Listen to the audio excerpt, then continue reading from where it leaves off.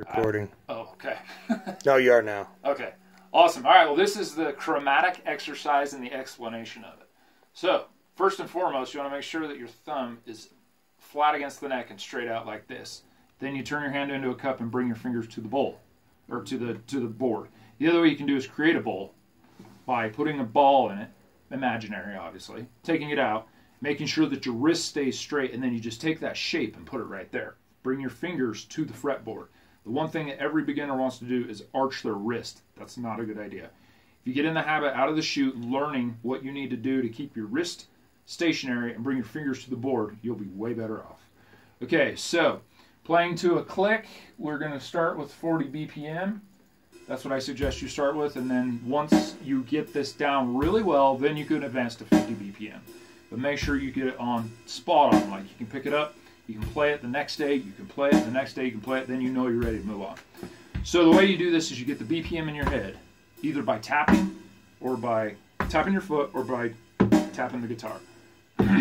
Once you get the BPM in your head, then you count in your head, or you can say it out loud. You just go 1, 2, 3, 4. Then you start with the open string, then you go to the first finger, then the second finger.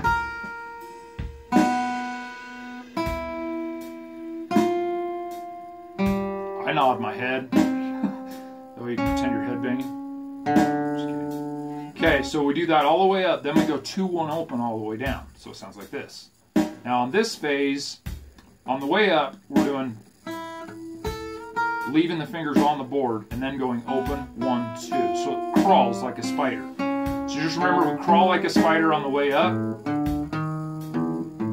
Obviously to time. I'm just trying to not make a long video. Then when you do this, it's more like you're rolling your fingers. Okay, so you got a 2, 1, open, 2.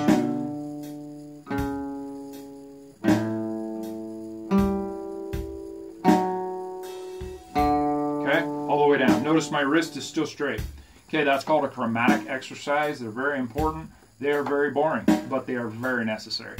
My recommendation is about probably 5 minutes, maybe 10 tops if you're going to do a 30-minute session or an hour. I mean, it all depends on how dedicated you are and how fast you want to learn. But chromatics are something you don't want to waste a whole lot of time and energy on, because it's just like working out, you know.